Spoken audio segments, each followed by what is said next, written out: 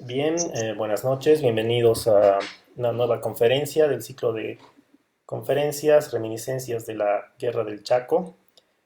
Esta noche vamos a estar con una conferencista de lujo con el tema Un ángel con rostro de mujer.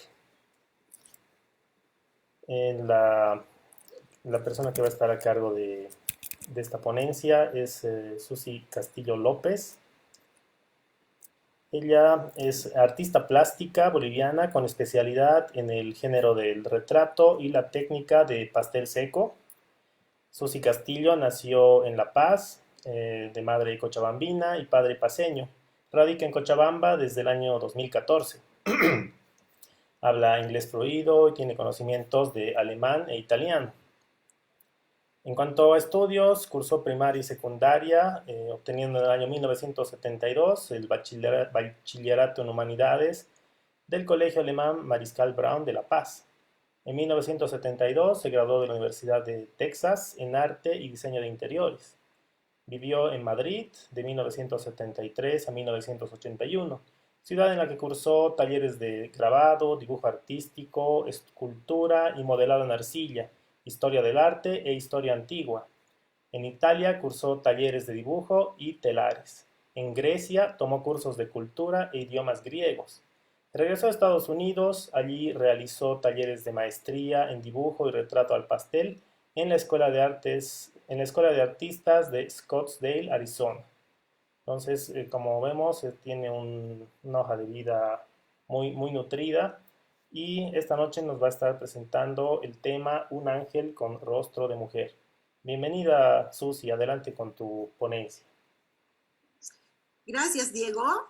Quiero empezar con esta hermosa figura. Es una escultura hecha por grandes escultores, Juan García y su grupo de escultores, que se encuentra en el mausoleo de héroes de los héroes nacionales aquí en Cochabamba, de la Guerra del Chaco, en el Cementerio General. Entonces, vamos a dar inicio a la charla con el tema, primero, que sería la mujer y su apoyo incondicional. Antes, después y a lo largo de la contienda, el alma y el cuerpo de la mujer boliviana asumieron roles nunca antes ejercidos en favor de sus compatriotas bolivianos. Sus propias entrañas y sus propias sangre acudieron a luchar. Sus hijos, ahijados, hermanos, esposos, en fin, recibieron de ellas apoyo moral y muchas veces también apoyo físico.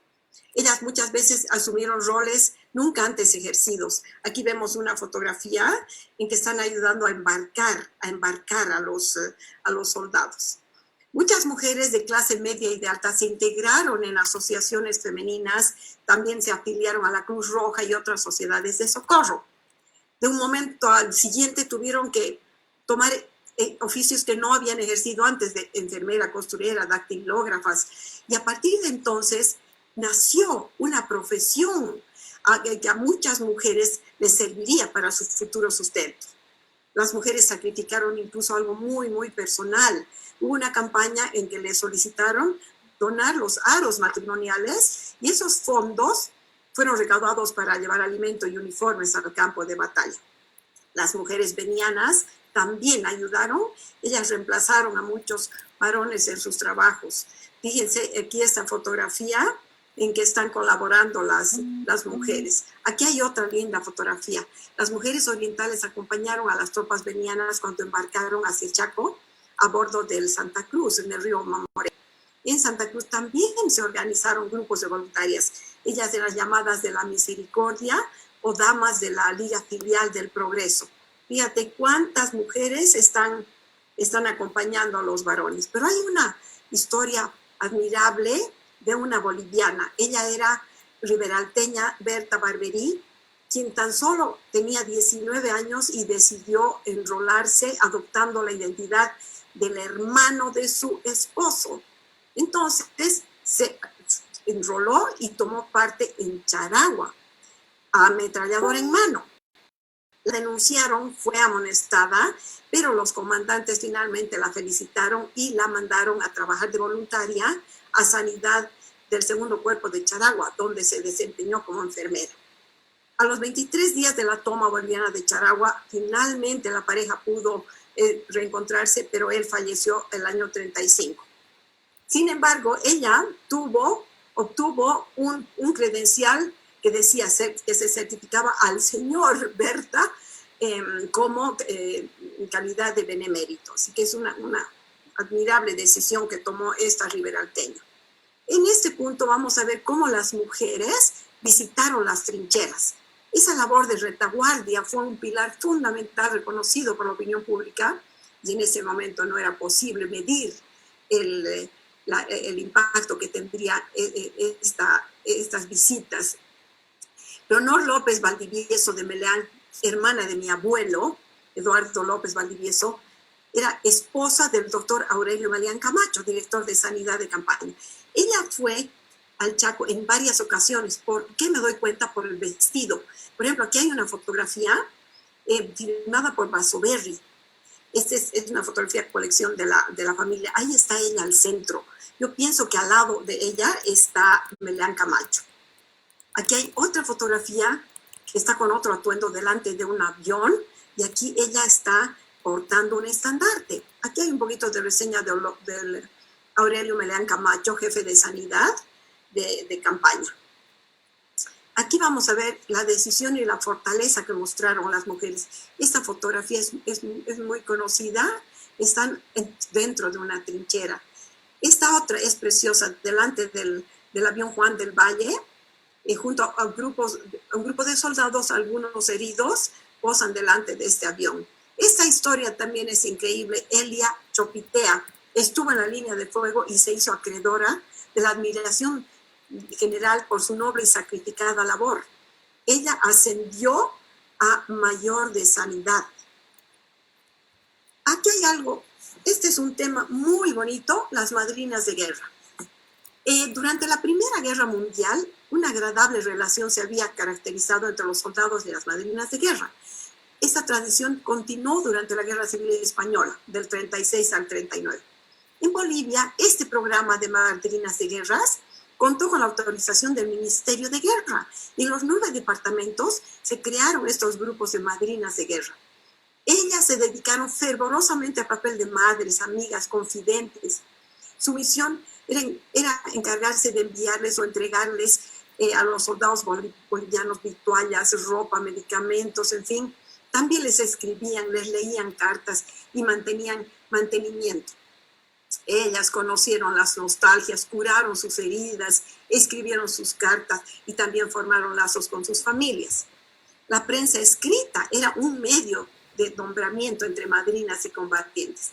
Ellas eran ángeles guardianes cuya labor fue la más reconocida y preferida por los combatientes. Ellos supieron agradecer. Aquí hay un recuerdo después de la contienda que dice, una fotografía de un excombatiente y dice, a mi madrinita de guerra, un recuerdo con todo cariño. Fíjate, aquí hay algunas hermosas fotografías en que se ven los detentes. Una madrina de guerra acompaña a su protegido antes de que éste partiera. Ahí están los detentes, seguramente cosidos y bordados también por ella misma. Ahora vamos a ver qué son los detentes. Aquí hay otra lindísima fotografía. Y las estaciones eran testigos de llantos y de últimos abrazos. Vamos a ver un poquito los detentes. Las madrinas obsequiaban a los combatientes escapularios con imágenes santas llamadas detentes que cosían en el bolsillo interior o exterior de sus chaquetas sobre el corazón. A estos objetos finamente preparados en telas se les había bordado la siguiente frase: detente, el corazón de Jesús está conmigo. Casualmente yo tengo un detente de mi madre, aunque ella no fue a la guerra del Chaco. Son bellamente bordados con una cintita para colgar con un ganchito y en la parte de atrás dice: detente, el corazón de Jesús está conmigo, aquí en la parte de atrás. Preciosos, acolchados, hay varias formas. Una vez que los ahijados se encontraban de regreso en las ciudades, retribuían el cariño recibido de las madrinas en la medida de sus posibilidades. A veces les regalaban ovejitas, se daban maneras de agradecer el cariño que les brindaban las madrinas. Aquí hay una foto hermosa. Madrinas posan rodeadas de oficiales y soldados de uno de los regimientos antes de partir al Chaco.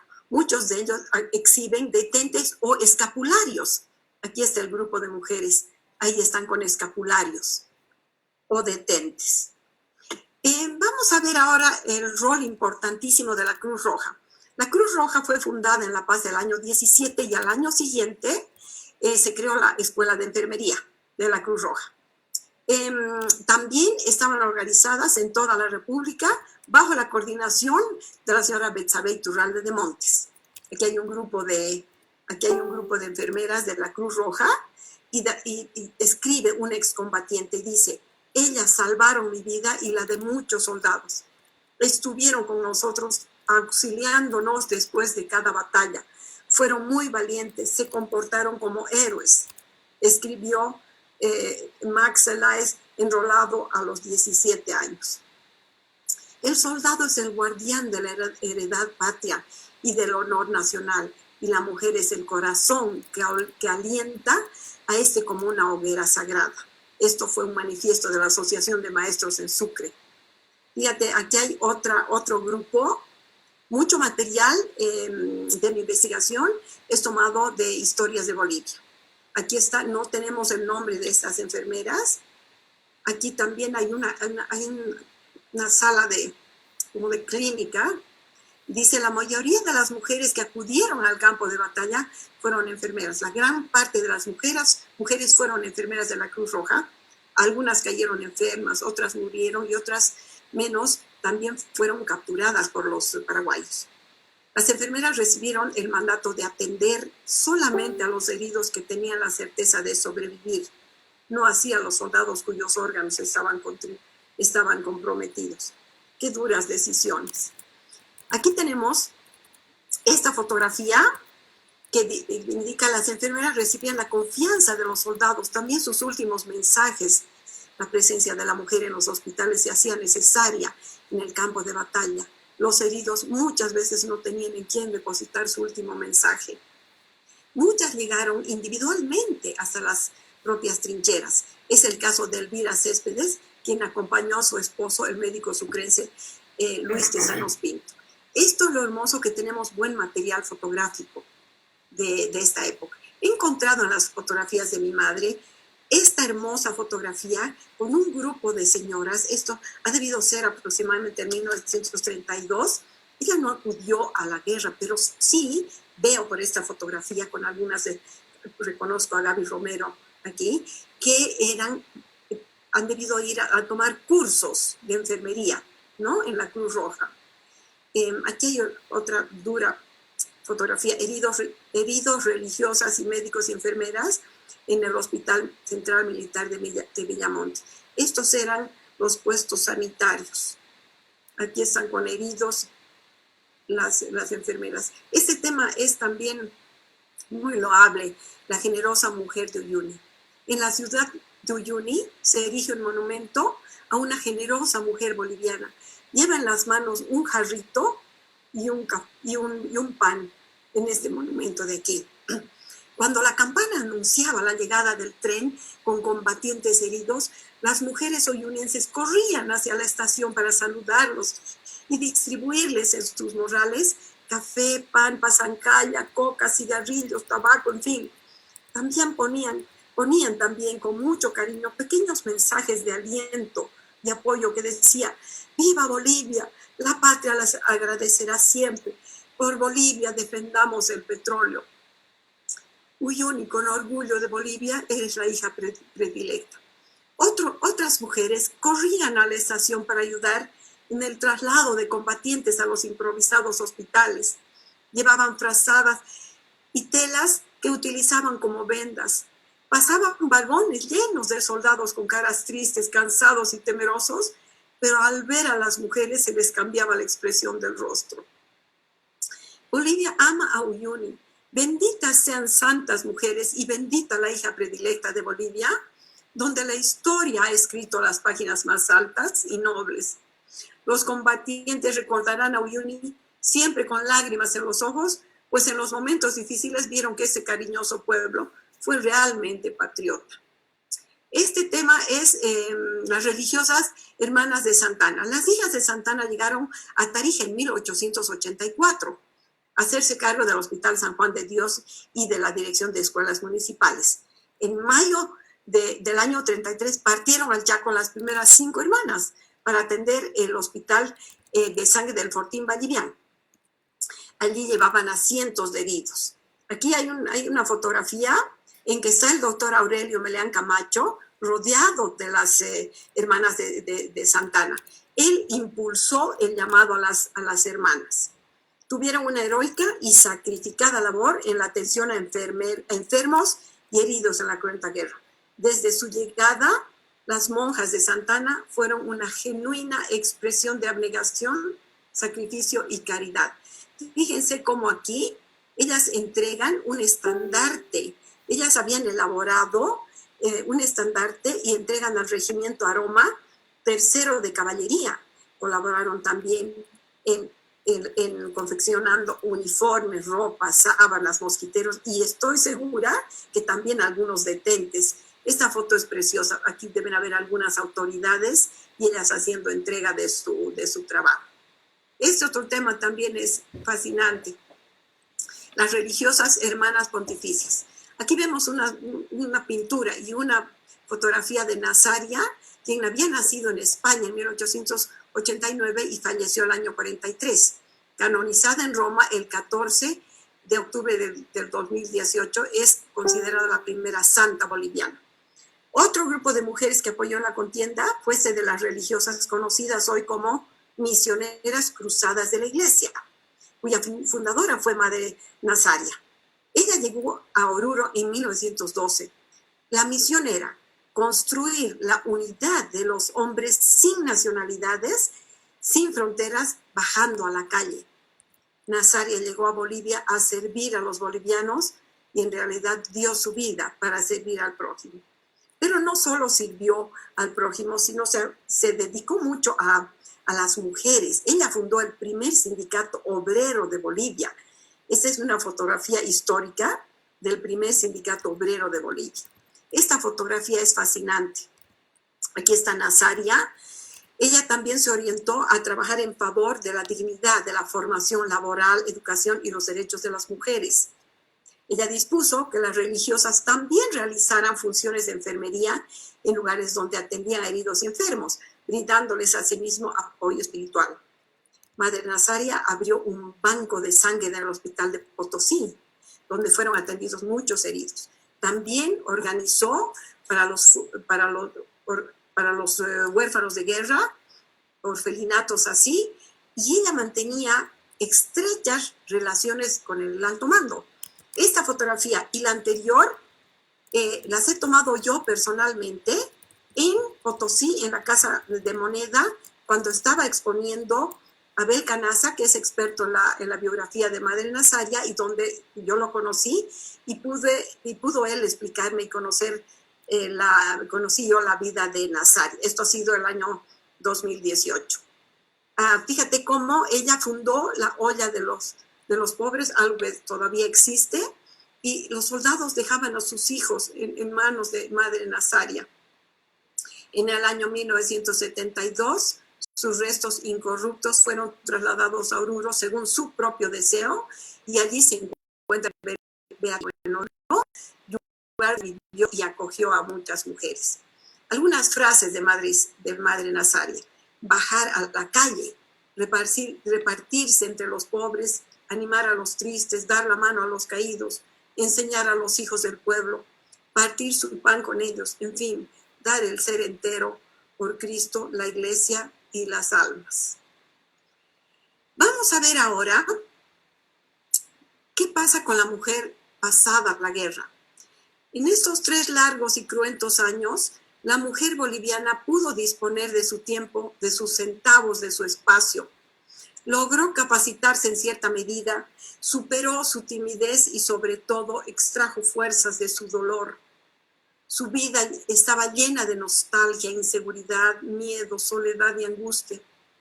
La guerra y sus secuelas le habían dejado dolor y muerte. Sirvió también para que la mujer tomara conciencia de su posición socialmente relegada en el momento en que le tocó vivir. Ante el descubrimiento de su capacidad como ser humano, posibilitó su autovaloración.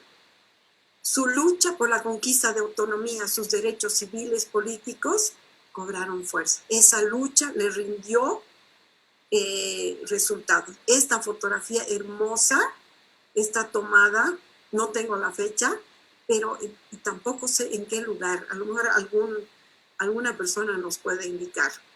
En resumen, durante la guerra, ella tuvo que desempeñar trabajos diferentes a los tradicionalmente ejercidos por ella.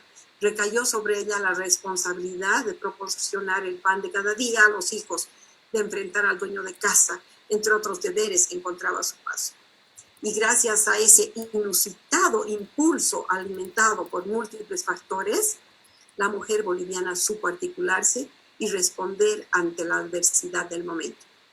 ¿Será ella, esa mujer que agita el pañuelo blanco en señal de bienvenida, o la que recibe a un hombre minusválido, o la que vestida de luto pone flores en su tumba, la misma? Esa mujer boliviana nunca más sería la misma. La guerra quedó atrás, ya nada volvería a ser igual. Un cúmulo de recuerdos acompañaría de por vida a toda una generación de mujeres. La fuerza y las esperanzas renacieron y una nueva consigna alentadora se escuchó en voces de mujeres y hombres en que decían: reconstruiremos el país.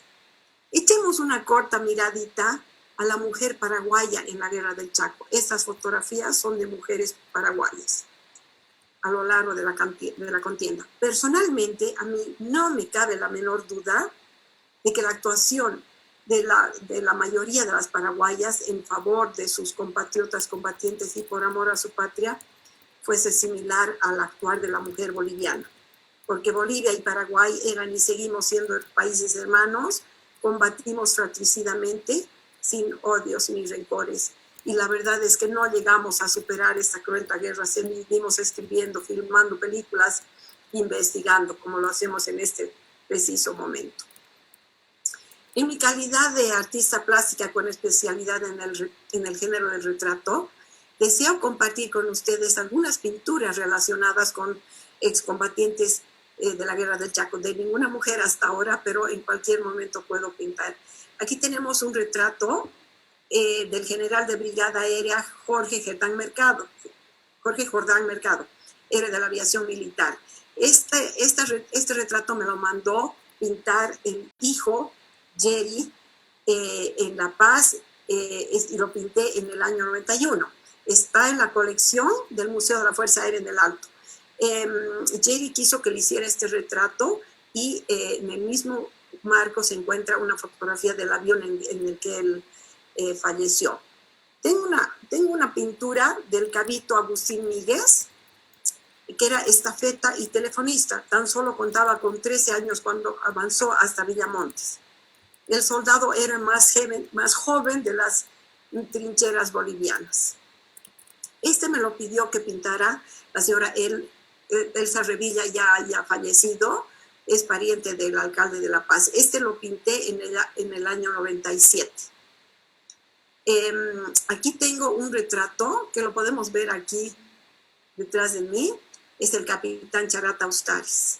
Este lo pinté en el año 2019 y lo presentamos aquí en Cochabamba en una exposición colectiva con mis compañeros artistas en el Salón Giltaro Antesana. La última obra que he pintado con Héroes del Chaco titula El manto de la Virgen amparó a dos héroes sacabeños, José Celestino Pinto y Raúl Maldonado Solís. Este lo pinté también en 2019 y la familia Pinto Maldonado se lo adquirió, este retrato. Lo pintamos porque en Sacaba nos convocaron a los artistas a pintar temas patrimoniales de Sacaba. Entonces me interesó mucho pintar a estos dos héroes, grandes hombres que tuvieron vidas profesionales notables en Bolivia. Hay un proyecto que le he llamado Cuestión de Fe por lo siguiente. En el Museo de la Basílica de Copacabana en La Paz se encuentran más de 500 cartas escritas por familiares de soldados por la madre, la esposa de soldados o combatientes que fueron o ya se encontraban en el campo de batalla de la Guerra del Chaco. Estas cartas están dirigidas a la Virgen de Copacabana, pidiendo su intercesión en favor de los soldados. Venimos persiguiendo un grupo de historiadores y que nos gusta investigar el tema de la Guerra del Chaco. Este proyecto nos gustaría publicar un libro que contenga un buen número de estas cartas a la Virgen. Muchas de ellas contendrán las fotografías de los combatientes que iban adjuntas a las cartas originales. Estamos a la espera de tener la oportunidad de realizar este anhelo proyectado porque es cuestión de fe. Hacemos un resumen y quiero señalar lo siguiente. Hay apoyos morales que valen más que todos los tesoros.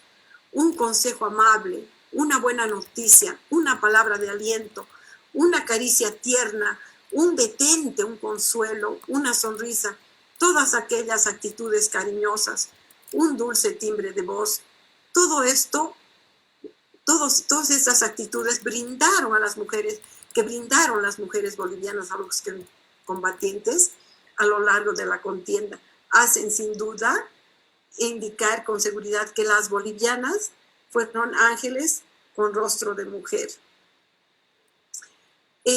Aquí les voy a enseñar, hay mucha bibliografía, principalmente este libro, El complejo mundo de la mujer durante la Guerra del Chaco, escrita por Ana María Sewani y otra compañera, que sacamos una fotografía, ella es de mi colegio, del colegio alemán, la conocí y ella me obsequió este libro.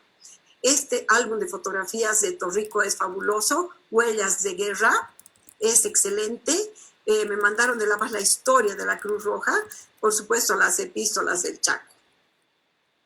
Y aquí está toda la bibliografía, que es amplia. Así que con eso cerramos y prestos a poder contestar cualquier pregunta. Muchas gracias.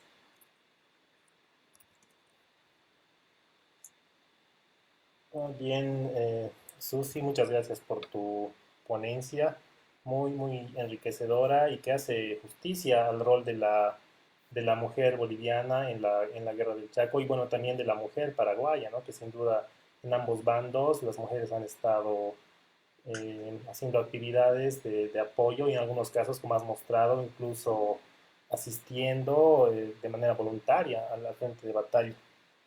Entonces, Sí. pasaremos a leer las preguntas. Aquí tenemos, por ejemplo, a Nil Lacochiri. Bueno, es un comentario en realidad que nos dice buenas noches, buen inicio.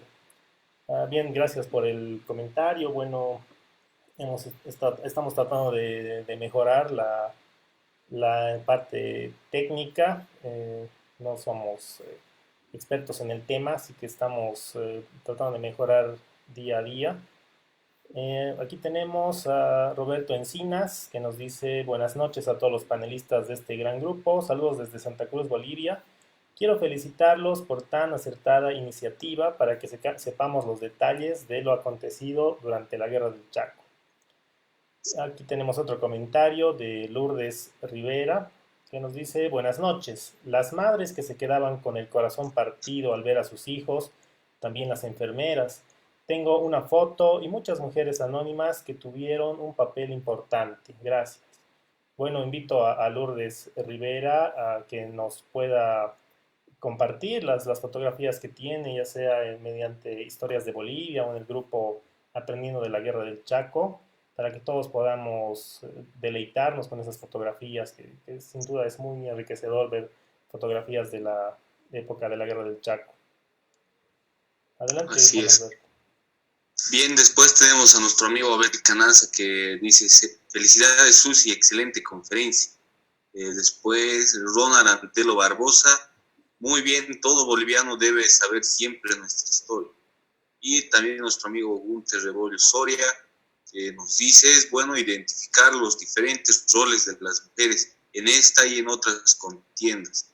Antes no se ha reconocido lo suficiente. Felicidades. Es cierto. Es cierto. Bueno, y un afectuoso saludo a Gunter Rebollo, que ha sido conferencista en el ciclo que estamos presenciando con el tema Batalla de Kilómetro 7, con un testimonio con un testimonio de su abuelo Oscar Soria. Bueno, aquí tenemos otro comentario de Arturo Arias, muy lindo tema. Gracias, Arturo. Francisco Bolívar nos dice, qué excelente exposición, felicidades. Y Edu Angles nos dice, qué lindo tema. Bueno, Susi, yo tengo una consulta con respecto a las mujeres que han asistido a la Guerra del Chaco, por ejemplo, como enfermeras. Si tienes el dato de si ellas han recibido una pensión, porque si bien los excombatientes han recibido una pensión, no sé si las enfermeras también lo habrían hecho. Es una buena pregunta, Diego. Yo también he pensado, si alguien pudiera preguntarme cuántas enfermeras, cuántas mujeres han ido a la Guerra del Chaco, y la verdad es, como era un trabajo voluntario, yo realmente dudo que haya un conteo, un número preciso, porque no era pues como que los soldados tenían que registrarse, ¿no es cierto? Entonces veo muy difícil ver la cantidad de mujeres que ha estado en la contienda, y de haber recibido un reconocimiento, una pensión. Tampoco he encontrado ninguna información, pero puedo seguir investigando. Sería muy bonito saber que las enfermeras han recibido, por decirte, una medalla o algo, ¿no? Un reconocimiento. Es posible. Se puede averiguar, se puede ampliar esta investigación. Sí, tienes razón y bueno, sería muy injusto, ¿no? Que ellas no hayan recibido una pensión como reconocimiento a sus servicios, porque estando en el teatro de operaciones, igual estaban arriesgando sus vidas, si bien no en primera línea, igual con peligro de caer prisioneras o que les llegue una bala perdida y todos los peligros que estar en una guerra entrañan. Sí, es más, hemos visto cómo algunas mueren y otras son prisioneras tomadas por los paraguayos, o sea que estaban arriesgándose, o sea, y estaban en el mismo ambiente hostil que ellos, ¿no es cierto? Arriesgando sus vidas. Realmente una labor, como decimos al principio, la historia sabrá decir el valor que tienen estas mujeres que fueron el apoyo moral, ¿no? Ese aliento que siempre les daban, como dice, le cambiaban la cara al soldado que estaba viniendo de la guerra y estaba viniendo hacia Uyuni. O sea, la parte moral es muy, muy importante. Las enfermeras no tenían los soldados a quien decirle, quiero seguir luchando, o mensajes, ¿no? Esa partecita que no tenía que ver con la guerra, sino con la parte espiritual del soldado. Y la enfermera estaba a su lado en ese momento. Es muy, muy valioso el papel. Claro que sí, tienes toda la razón. Adelante, Juan Alberto. Bien, antes de continuar con las preguntas, hace 2 o 3 años, una persona nos hizo llegar por medio de Historias de Bolivia la historia de su abuela, un singular caso que era enfermera de guerra y había sido ascendida hasta el grado de subteniente. Y fue condecorada por el presidente Víctor Paz. También a las personas que están viendo, no solamente debemos creer que los héroes han sido solo los hombres que han estado en la guerra, sino han existido heroínas que han estado en la guerra, y también necesitamos, a que puedan compartir si han tenido a través en la familia una persona que ha sido una heroína. Bien, continuando con las preguntas y comentarios, Edu Angles nos dice, qué lindo tema.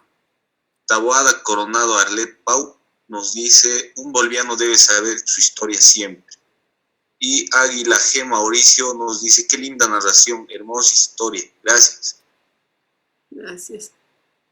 Y Constantino Rojas Burgos nos dice, el aporte invisibilizado de las mujeres en la guerra del Chaco. Hacía falta esta complementación. Gracias, sí. Algo que quería comentar es lo siguiente también, Diego y Juan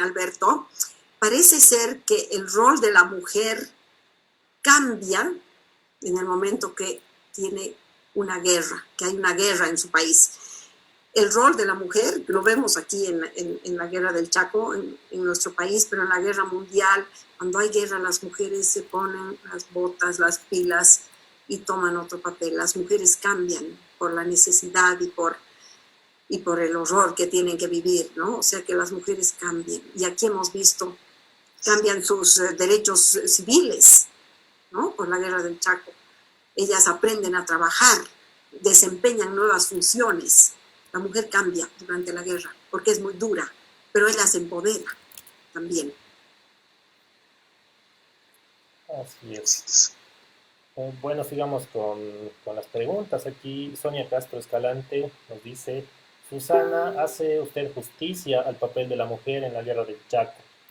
¿Cayeron en calidad de prisioneras algunas enfermeras? ¿Se sabe algo al respecto? Buena pregunta. Y seguramente algunas han terminado también en el Chaco, ¿no? Digo, en el Paraguay, porque si eran prisioneras. No tengo récord. La verdad es que hay bastante escrito, y como decimos, nunca acabamos de escribir sobre la guerra del Chaco, ¿no?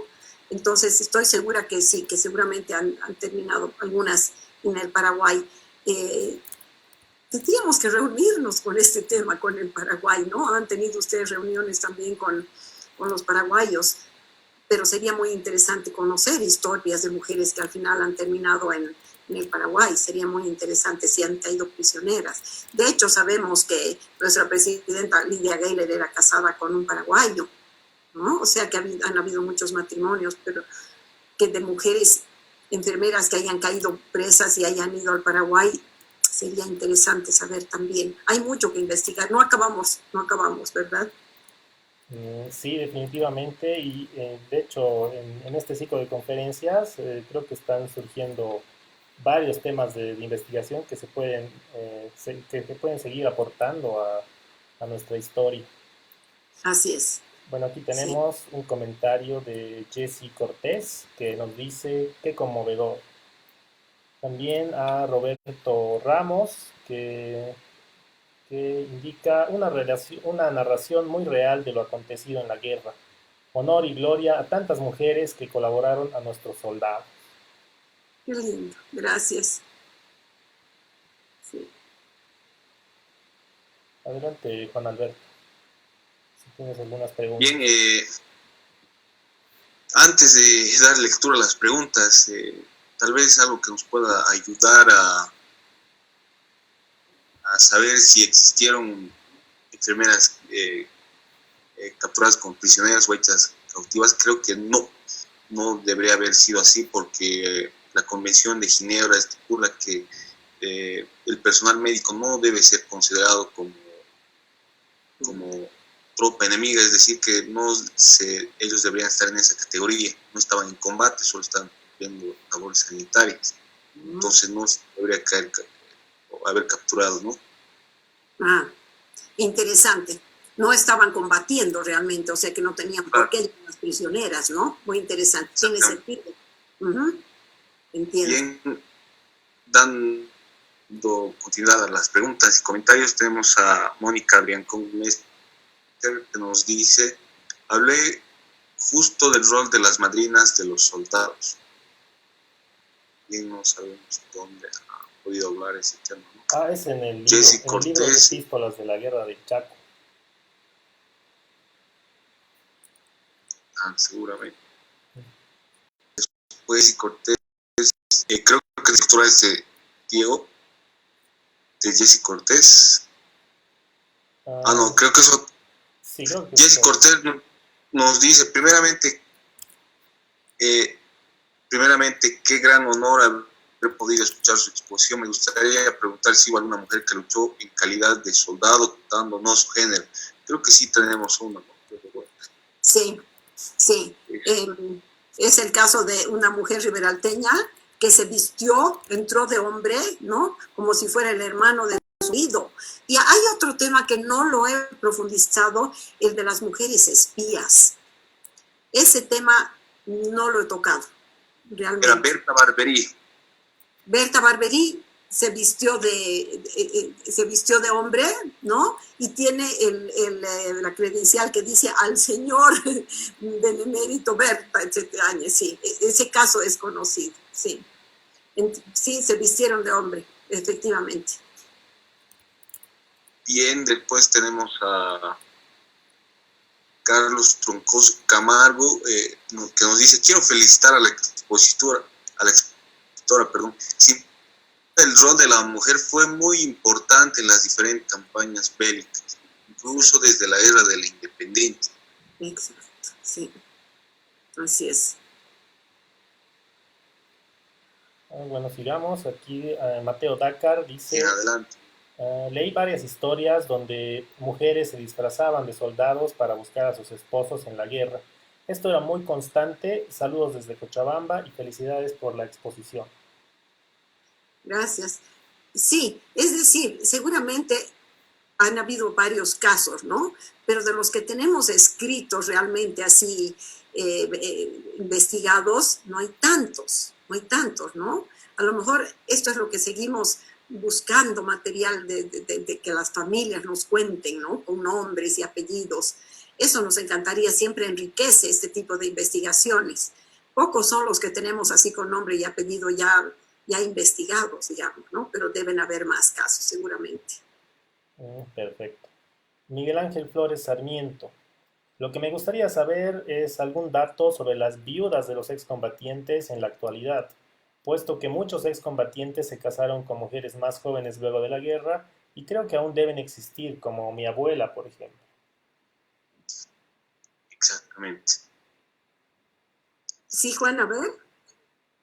Bien, yo también tengo conocimiento, ¿no?, de algunas viudas que aún siguen con vida, se podría decir, por el mismo hecho que menciona la persona que ha comentado. Un ejemplo un poco cercano al parentesco, creo que sería el general Rogelio Ayala Tapia, que quería ser familiar mío y cuya esposa aún sigue con vida, ¿no? Pero en este caso sería viuda. Y seguramente recibe alguna pensión como esposa de benemérito. No tengo conocimiento, la verdad, porque él era oficial de carrera, entonces creo que recibe digamos, alguna prestación por ese hecho, ¿no? Que era oficial de carrera, es decir, militar de función. Yo me acuerdo que hace unos años, cuando era presidente Jaime Paz Zamora, instruyó a que se les diera a los excombatientes un bono. Me acuerdo que el monto era como $500. El hermano mayor de mi madre, Rodolfo López Krüger, el doctor Rodolfo López Krüger, fue el único que fue a la guerra del Chaco porque era el mayor de los hermanos, eran 6, 3 hombres, 3 mujeres. Y me acuerdo que mi mamá decía, ¿cómo no le van a dar pensión a mi hermano? En esa época vivía su hermano, el doctor Rodolfo López Krüger. Pero no sé si tampoco existe ya la viuda, pero si le darían a la viuda. Pero de eso me acuerdo. Eso fue con Paz Zamora. Puede ser que alguna viuda todavía reciba, ¿no?, esas pensiones. Así es. Y Juan Alberto, lo que mencionas de Rogelio Ayala Tapia, ¿sabes si tiene algún parentesco con Rogelio Ayala Moreira, el autor del libro ¿Por qué no ganamos la guerra del Chaco?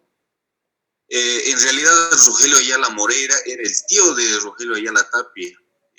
Resulta que, haciendo un poco el árbol genealógico, si no me equivoco, era tío hermano, es decir, era el hermano de su padre o algo por ahí, pero sí tenía un parentesco, era su tío.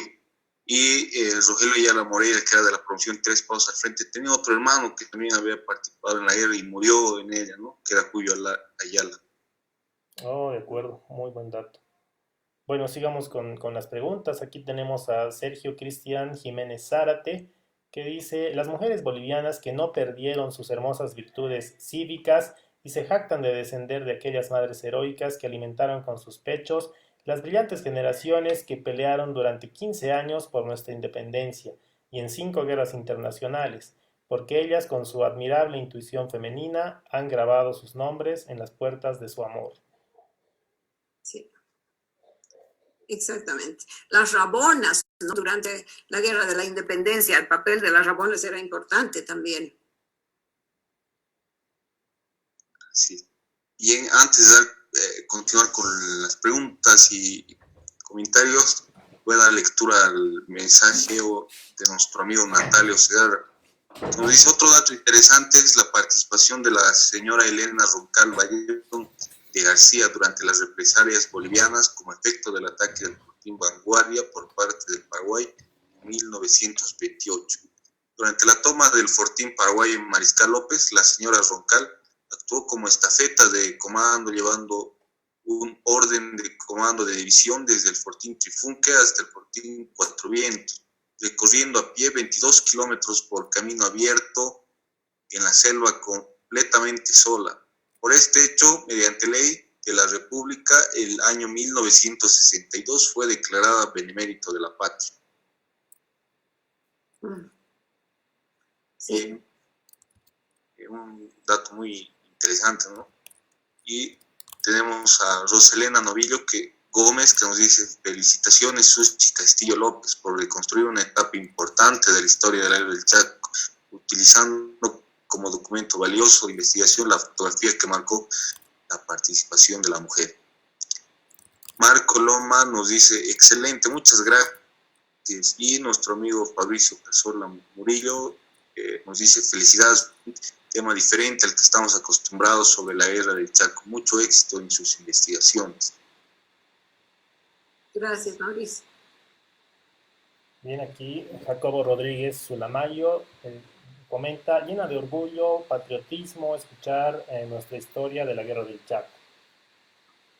Bueno, sí, efectivamente es lo que queremos lograr con este ciclo de conferencias, ¿no? Que la gente sienta orgullo del rol de toda la sociedad en la Guerra del Chaco, y sobre todo de los resultados, que si bien en su momento tal vez enceguecidos por el hecho de haber perdido territorio, no se dieron cuenta que finalmente sí ganamos o consolidamos la salida soberana hacia el Océano Atlántico y la posesión de los hidrocarburos que hasta el día de hoy sostienen al país. Aquí Isaías Vargas nos dice: las mujeres en la Guerra del Chaco generalmente desempeñaron el papel de enfermeras y apoyo a los combatientes. Hubieron también religiosos. Sí, efectivamente. Bien, ¿qué más? Aquí Richard Parisaca. Buenas noches. Recuerdo con mucha nostalgia los comentarios de mi querida abuela. Su madre, una mujer indígena aymara, durante la guerra mandó encomiendas con alimentos. En La Paz los recibían, pero nunca supo si le llegó a su esposo. Felicidades por tan buen trabajo. Gracias. Precisamente, Diego y Juan, esas cartas que se encuentran en el Museo de la Basílica de la Virgen de Copacabana, en Copacabana, Bolivia, no en Copacabana, Brasil, son cartas de gente humilde, muy creyente. ¿Y dónde fueron encontradas estas cartas? 500 cartas. No hace muchos años, hace unos 4 o 5 años, se encontraron debajo de la imagen de la Virgen de Copacabana, porque estaban arreglando algún tema de iluminación, y se encontraron que debajo de la imagen estaban como papelitos guardados, ¿no? Escritos. Y muchas de esas cartas contienen, porque están ahí, fotografías de los soldaditos, y se ven a soldaditos muy humildes. Es un proyecto precioso que nos gustaría llevar a cabo, porque ahí ves que es un tema de fe, es un tema de Virgen, hazme un milagro, Virgen, cuídame a mi hijo, a mi esposo. Es un tema de fe, no es tanto, como dijéramos, histórico, es histórico en su esencia, pero es más una petición a la Virgen para que ampare a su hijo, hermano, ¿no? Que eran combatientes. Sería un complemento para todas nuestras investigaciones. También la mujer pedía auxilio a la Virgen para que socorra en estos momentos tan duros, ¿no? Exacto. Bien, después tenemos una pregunta de nuestro amigo Oscar Córdoba referente al libro escrito por Laura Graciela de la Rosa Torres, que titula Mi visita a las trincheras y zanjas del Velo. Bueno, la pregunta que tiene nuestro amigo, que nos dice, se habla textual y cita, doctora señorita Elodia Chopitea, componente de la delegación de la Liga Filial de Oruro, que visitó la zona de operaciones, hoy mayor de sanidad, en campaña donde se ha hecho acreedora a la admiración general por su noble y sacrificada labor en los hospitales y puestos de vanguardia. Nos pregunta, ¿qué más hizo durante la guerra? Si se tiene el dato, señora Susi. De Chopitea, de la señora Chopitea, tenemos esos datos, esa fotografía que hemos mostrado antes, ¿no? Que ella ascendió de grado, está vestida de uniforme y eso es lo que se sabe realmente, lo que ella hizo. Un gran papel también. Hay otra mujer, pero ella que era piloto, ella era piloto, pero ella actuó antes de la Guerra del Chaco, no durante la Guerra del Chaco. Sería bonito investigar un poquito más, ya que tenemos algunos nombres, ¿no? de mujeres que apoyaron en la Guerra del Chaco. Sería interesante conocer las historias, hasta películas se puede hacer, sinceramente, ¿no? El tema es amplio. Pero de ella, de Chopitea, solo tengo esos datos, que tuvo una gran actuación. Perfecto. Bien, no se me viene el nombre a la mente, pero sé que a la señora que hace referencia era teniente coronel de la Fuerza Aérea y escribió el libro Alas de Bolívar. No sé si me pueden ayudar con el nombre, no me ha ido en este momento. Sí, a mí también. Bien, pero Richard Camacho Rivas nos dice, buenas noches, felicitar a la expositora por el tema. Preguntar cuál fue la participación de las mujeres indígenas en la guerra.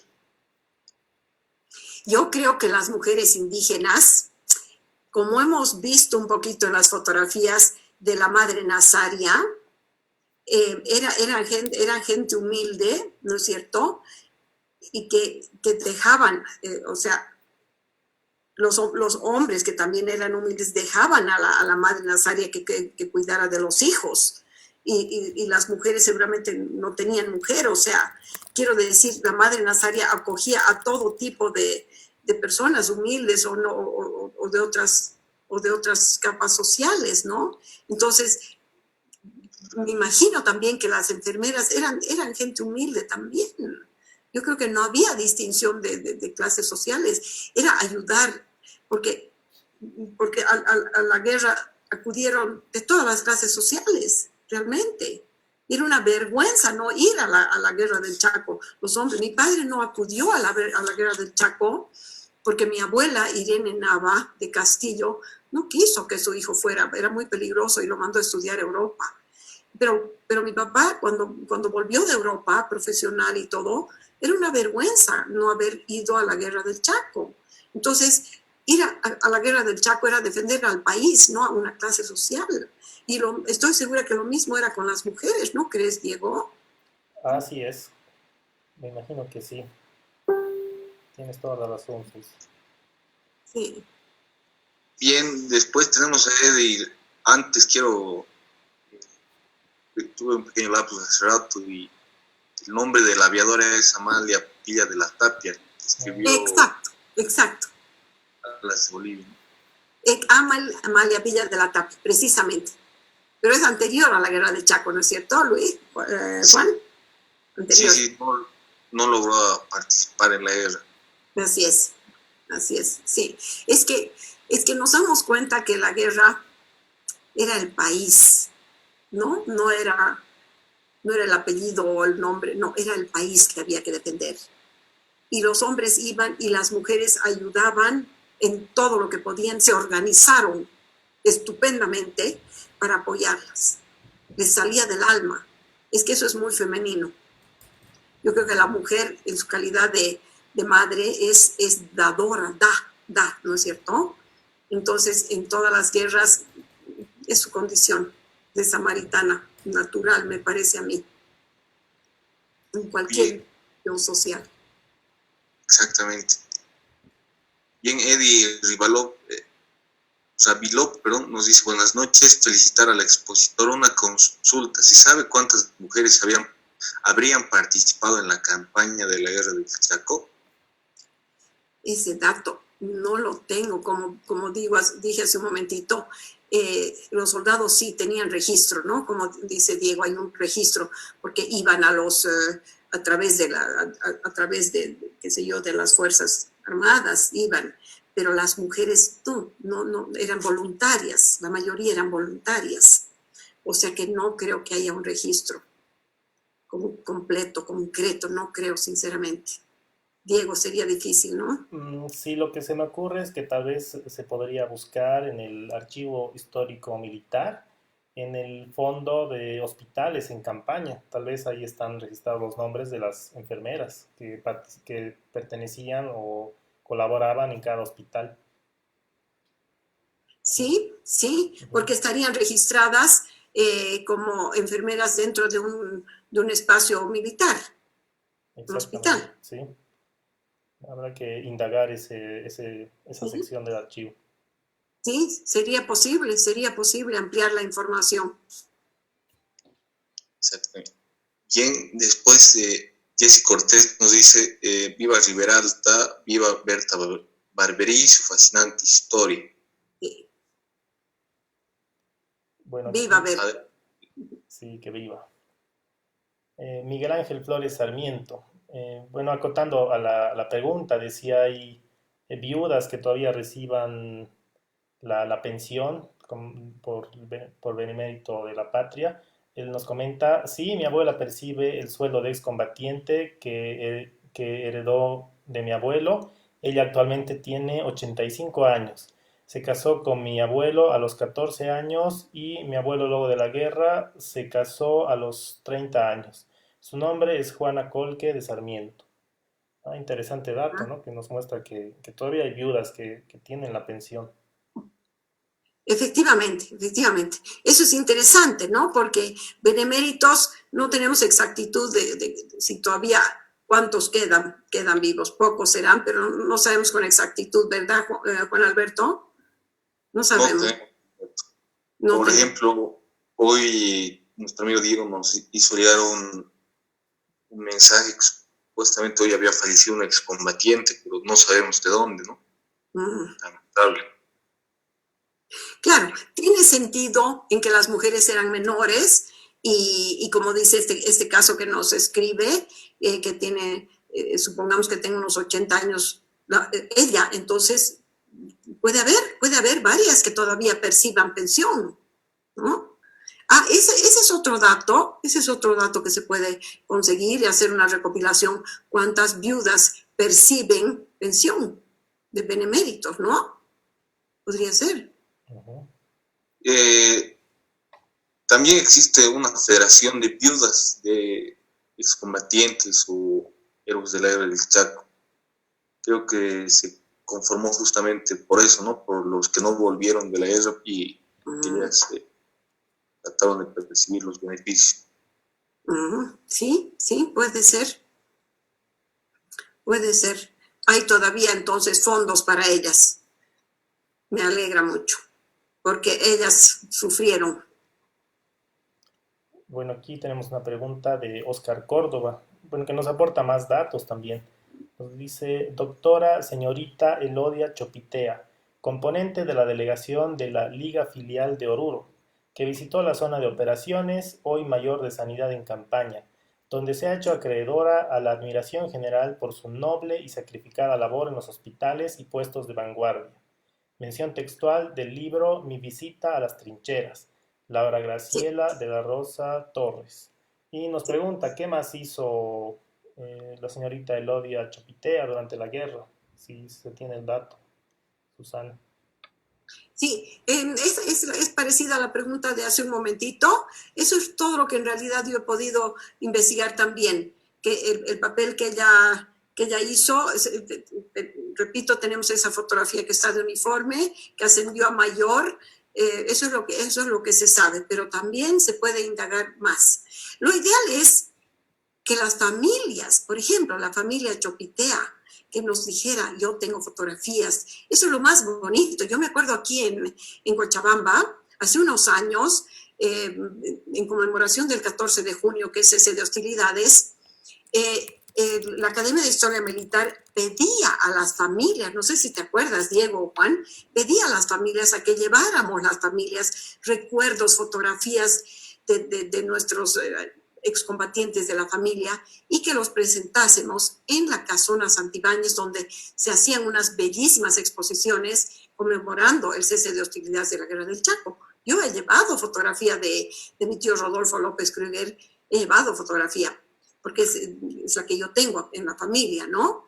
Entonces, ahí es cuando nos pedían a las familias que lleváramos información fotográfica o todo material. Eso es lo que reúne este material, ¿no es cierto? Esa es la forma de reunir el material. Así es. Bien, tenemos una complementación de nuestro amigo Oscar Córdoba que nos dice, como apoyo a su respuesta también estuvo la señorita Teniente Antonieta de la Riva, prestó sus servicios de farmacia en Fortín Muñoz. Antedato. Interesante. Y también nos hace una pregunta que dice, ¿puede comentar algo más sobre las espías bolivianas? Sobre las espías, es medio difícil ese tema. No he querido profundizar. Sé que han habido espías, pero quizás no, la verdad que no he podido llegar a este tema. Quiero decir con sinceridad, lo he eludido realmente porque es un poco duro ese tema. ¿Tú sabes algo, Diego? ¿Tú, Juan?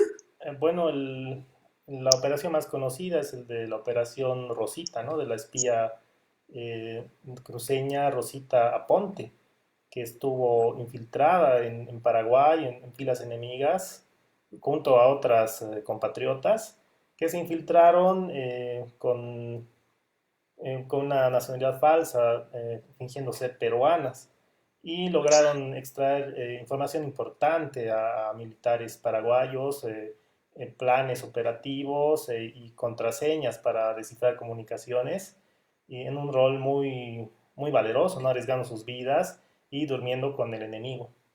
Entonces, este tema de las espías bolivianas da para profundizar otra investigación por sí misma.